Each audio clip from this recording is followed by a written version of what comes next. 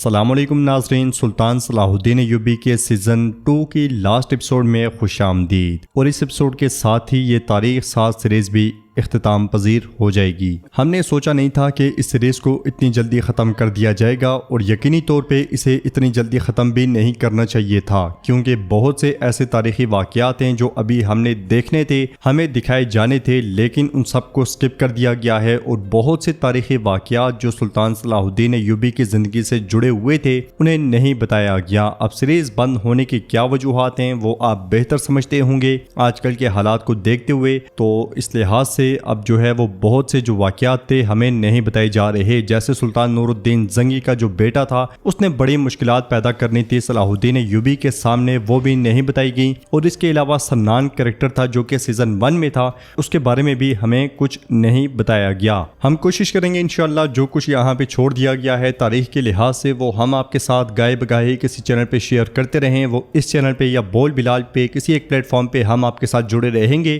ताकि सारी चीज़ें आपके साथ शेयर करते रहें। और फिलहाल बात करते हैं अब जो लास्ट एपिसोड का लास्ट पार्ट है उसके बारे में। हम देखते हैं कि कुछ में थका हारा बालेन आगे बढ़ रहा होता है और आगे बढ़ते बढ़ते बालेन गिर जाता है। बालेन के हाथ पांव कांप रहे होते हैं। वो देखता है कि सामने एक नन्ही बच्ची फूल उठाई सीढ़ियों में बैठी होती है और मुस्कुराते हुए बालेन को देखती है। बालेन भी उसे देखता ही चला जाता है। इसलिए में विलियम बालेन के पास आता है और उसके पास बैठते हुए कहता है, बालेन अब खत्म, खुदावन ने अपना नूर खुद से दूर कर दिया है, हम लोग हार गए। ये कहते साथ ही विलियम उठता है और जाने ही लगता है कि एक बार फिर रुकते हुए उससे कहता है, बालेन मेरी तुमसे एक आखिरी दरख्वास्त होगी, लाइब्रेरी में मौजूद मेरी तहरीरें उन्हें मेरे लिए छुपा दो। ये कहते साथ ही विलियम आगे बढ़ता है तो बालेन उससे पूछता है, तुम कहाँ जा रहे हो? विलियम पलटता है, मुस्कुराते हुए उसे देखता है और आगे बढ़ जाता है। नन्ही बच्ची उठती है और बालेन के पास आती है। फिर वो फूल बालेन को पेश करती है। हाँफते कांपते बालेन उससे फूल ले लेता है और गमगीन होते हुए वहां से चला जाता है। कुछ में काजी फाजल तहरीर लिख रहे होते हैं। मोहतरमुल मुकाम सुल्तान के अमीर तोमान और मलिक इज्जतुद्दीन की तलब पे दिए जाने वाले जवाब ने हमें बहुत हैरान किया, लेकिन इस बार में उन्हें मुतनब्बा करने या एतराज करने के बजाय मैंने वक्त के साथ सीखी हुई हकीकत को पकड़ रखा है। सुल्तान मामलात के तमाम राजों को जानते हैं, अब देखते हैं कि वो क्या करते हैं। उधर अमीर तोमान और मलिक इज्जतुद्दीन सुल्तान के पास आते हैं और सुल्तान से पूछते हैं, आपने हमें बुलाया है? तो सुल्तान उनसे कहते हैं, शहर गिरने वाला है, हमारी किए गए फैसले के मुताबिक शहर में जो कोई भी है उसे तलवार की गांठ उतारेंगे। क्या आपने वाकई अपनी तैयारियां कर ली हैं? तो मलिक इज्जतुद्दीन कहता है, हम कैसी तैयारी करें? सुल्तान पूछते हैं, क्या मैं मस्जिदुल अक्सा में लाशों की बदबू के साथ दाखिल होऊंगा? हमें कब्रें खोदनी है और हमें बीमारियों से बचाव के लिए वसी मिकदार में दवाई की भी जरूरत है।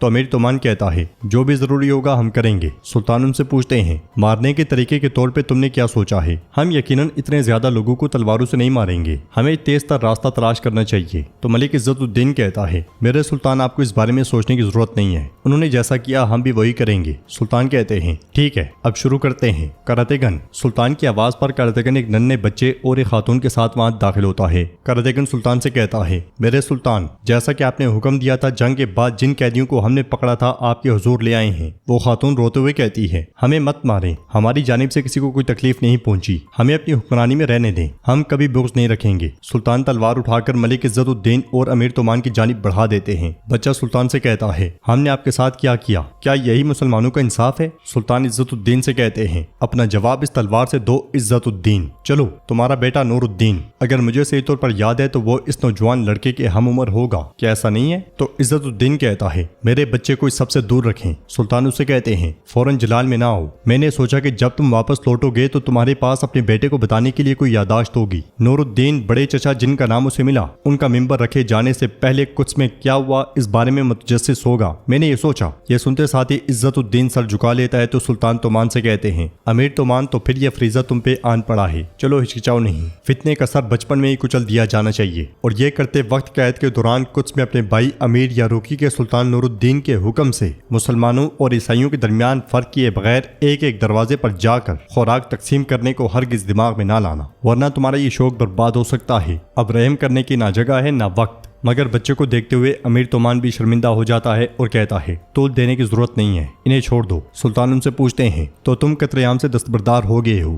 ہاں تومان۔ تو تومان کہتا ہے شروع سے ہی آپ حق بجانب تھے، ہم انصاف کا بول بالا کرتے دوران اپنے غصے کے قیدی بن گئے۔ سلطان عزت الدین سے پوچھتے ہیں کیا آپ بھی ہم خیال ہیں ملک عزت الدین؟ تو عزت الدین بھی ہاتھ باندھ کر سر جھکا لیتا ہے۔ یہ دیکھ کر سلطان کہتے ہیں تو پھر یہ ہمارے لیے سبق بن جائے۔ اپنے تمام بندوں پر بلا استثنا رحم کرنے والے رحمان نے فرمایا کہ تم سے جنگ کرنے والوں سے اللہ کے راستے میں تم بھی جنگ کرو، لیکن اللہ کی بنائی ہوئی حدود کو نہ پھلانگے، کیونکہ اللہ حد سے بڑھنے والوں کو پسند نہیں کرتا۔ کرتگن انہیں لے جاؤ، انہیں کھانا دو اور محفوظ مقام پہ رہائش دو۔ یہ سنتے ساتھ ہی کرتگن انہیں لے جاتا ہے اور سلطان ان دونوں سے کہتے ہیں اس غلطی پر اصرار نہ کرنے کے لیے میں تم دونوں کا مشکور ہوں، اب اپنے سپاہیوں کے پاس واپس جائیں، کل معراج کا دن ہے، دعا کرتے ہیں۔ یہ سنتے ساتھ ہی وہ دونوں چلے جاتے ہیں۔ ناظرین، اس کے بعد ہم کچھ میں دیکھتے ہیں کہ ولیم کی قلم اور کاغذ وہیں پہ ہوتے ہیں اور وہ پھندے کی جانب چلتا ہوا جا رہا ہوتا ہے اور ولیم کی آواز گونجتی ہے میں صلاح الدین کو حیرانگی سے دیکھ رہا ہوں، جب وہ سجدہ کر رہا تھا تو ہم نے تلوار نکالی، جب وہ معاف کر رہا تھا ہم سزا دے رہے تھے۔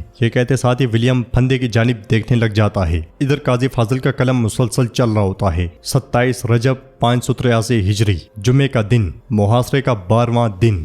بالین کے ملاقات کی پیشکش سمیت خط پڑھتے ہوئے سلطان صلاح الدین کے چہرے پر نہ فتح کا غرور تھا اور نہ ہی غصے کے آثار تھے۔ تو ناظرین، اس طرح یہ شاندار تاریخ لکھی جا رہی تھی۔ اپنے لوگوں کے لیے ولیم لکھ رہا تھا اور ہمارے لیے قاضی فاضل۔ اگلے منظر میں ہم دیکھتے ہیں کہ سلطان کے سامنے بالین بیٹھا ہوتا ہے۔ سلطان اس سے کہتے ہیں میں تمہیں سن رہا ہوں بالین۔ تو بالین کہتا ہے تم نے کہا اگر میں نے شہر کو امن کے ساتھ سپرد کر دیا، مگر بالین کی بات مکمل ہونے سے پہلے ہی سلطان کہتے ہیں بہت دیر ہو چکی ہے بالین، میرے سپاہیوں کے شہر میں جنڈو کے ساتھ داخل ہونے کے بعد کیوں صلح اور شہر کو حوالے کرنے کی پیشکش کر رہے ہو؟ میں نے تم سے کہا تھا کہ میں اپنی پیشکش کو نہیں دہراؤں گا، اور اگر میں تلوار لے کر شہر میں داخل ہوا تو میں وہ بھی کروں گا جو تم نے کیا تھا۔ بالین کہتا ہے ہم دونوں بہت اچھی طرح جانتے ہیں کہ تم ایسا نہیں کرو گے، لیکن مان لیتے ہیں کہ تم نے میری پیشکش قبول نہیں کی اور جو تم نے کہا اسی کے مطابق کرنے کا فیصلہ کیا، تو خداوند کی قسم میں تمام عورتوں اور تمام بچوں کو قتل کر کے سب کو جلا کر راکھ کر دوں گا۔ تمہیں قیدی بنانے کے لیے شہر میں نہ کوئی مرد نہ کوئی عورت ملے گی، میں سارے گھر جلا دوں گا، تمام مسلمان قیدیوں کو ایک ایک کر کے ذاتی طور پہ قتل کروں گا، میں قبلۃ الصخرہ اور تمام مقدس مسجدوں کو تہس نہس کر دوں گا۔ نعوذ باللہ، استغفر اللہ۔ سلطان اسے کہتے ہیں تمہیں لگتا ہے کہ تم اپنی دھمکیوں سے مجھے اپنی بات پر لا سکتے ہو؟ تم کہتے ہو تو اس طرح کہتے ہیں۔ صلاح الدین قدس کے لوگوں کے ساتھ وہی کرنے والا تھا جیسا کہ سلیبیوں نے کیا تھا، لیکن بالین اس میں رکاوٹ بن گیا ہے نا؟ یہ سنتے ساتھ ہی بالین مٹھی کھولتا ہے جس میں اس بچی کا پھول ہوتا ہے۔ بالین اس پھول کو دیکھتے ہوئے کہتا ہے جب تم شہر میں داخل ہوگے تو میرے لوگوں کی جان اور مال کی حفاظت کرو گے، اس بات کا وعدہ کرو۔ سلطان کہتے ہیں اس معاملے میں تم مجھ پہ شک نہ کرنے جتنا جانتے ہو بالین، جنہیں ہمارے رحم سے حصہ نہیں ملے گا وہ صرف ٹیمپلر سورما ہوں گے۔ بالین کہتا ہے میں اپنے لوگوں کے نمائندے کے طور پر یہاں ہوں، میں تم سے یہ وعدہ لینے پہ مجبور ہوں۔ جواباً سلطان کہتے ہیں بغیر کسی تفریق کے قدس کے شہری میرے لوگ ہیں بالین، ان کی جانیں، مال اور عزت میرے سپرد ہیں، اور مجھے یہ بھی کہنا ہے میں یہ اس لیے نہیں کر رہا کہ تم کہہ رہے ہو، بلکہ ہم اس مقدس شہر میں موت دینے نہیں زندگی دینے آئے ہیں۔ اگر ایک بچہ بھی روتا ہے تو یہ جیت میرا کفن بن جائے۔ یہ سن کر بالین بہت خوش ہوتا ہے اور کھڑے ہو کر کہتا ہے مجھے امید ہے کہ تم وہ کر سکتے ہو جو ہم نہیں کر سکے، اور یہاں جنت کی بادشاہی قائم کر سکتے ہو۔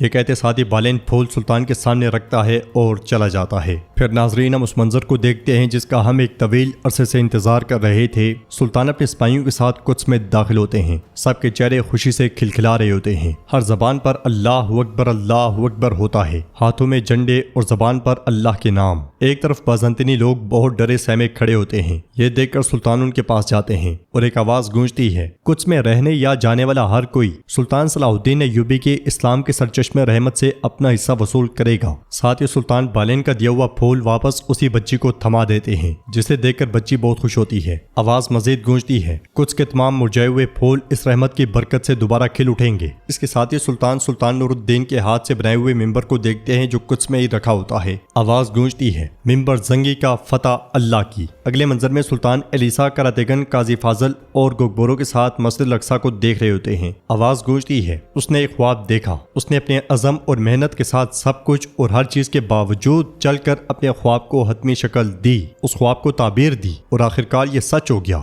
یہ فتح آنسو سے مزین عبادت سے حاصل کردہ فتح تھی اور فرزندان امت کو یہ بات ہمیشہ یاد رکھنی ہوگی۔ فتح کو جانے والا راستہ اللہ کے سامنے سجدے اور اتحاد سے گزرتا ہے۔ یہ دیکھو، جب امت ایک ہوئی تو کچھ آزاد ہو گیا۔ اس دن ہم سب کے دلوں میں ایک ہی بات اور حقیقت گونجی، ازل سے ابد تک کچھ ہمارا ہے اور ہم کچھ کے ہیں۔ ازل سے ابد تک کچھ ہمارا ہے اور ہم کچھ کے ہیں۔ اور اس کے ساتھ یہ سلطان سجدہ ریز ہو جاتے ہیں۔ مسجد الاقصی کو دیکھتے ہوئے گگبرو اور قاضی فاضل بھی سجدے میں چلے جاتے ہیں، جبکہ مسجد کو دیکھتے ہوئے الیسا اور کاراتیگن کی آنکھیں بھر آتی ہیں۔ وہ عجیب کشمکش کا شکار ہوتے ہیں، مگر الیسا ایک دم سے سجدے میں چلا جاتا ہے۔ کاراتیگن بھی یہ دیکھتے ہوئے مسکراتا ہے اور سجدہ بجا لاتا ہے۔ ان پانچوں کے سجدے میں ہوتے ہوئے ہی یہ تاریخ ساز سیریز اختتام پذیر ہوتی ہے۔ کیسے لگی آپ کو صلاح الدین ایوبی کے 2 سیزن اور خاص کر کے آج کی یہ ایپیسوڈ؟ ہمارے لیے اس سیریز میں سیکھنے کو بہت کچھ تھا۔ آپ کو اس سیریز کا بہترین لمحہ کون سا لگا؟ آپ نے ہمیں کومنٹ باکس میں بتانا ہے۔ ویڈیو پسند آئے تو لائک کر دیں، شیئر کر دیں اور سبسکرائب نہیں کیا ہوا تو سبسکرائب کرنے کے ساتھ ساتھ گھنٹی والے آئیکن کو دبانا مت بھولیں۔ انشاءاللہ ملتے ہیں نیکسٹ ویڈیو میں، تب تک کے لیے رکھیں اپنا اور اپنوں کا بہت زیادہ خیال۔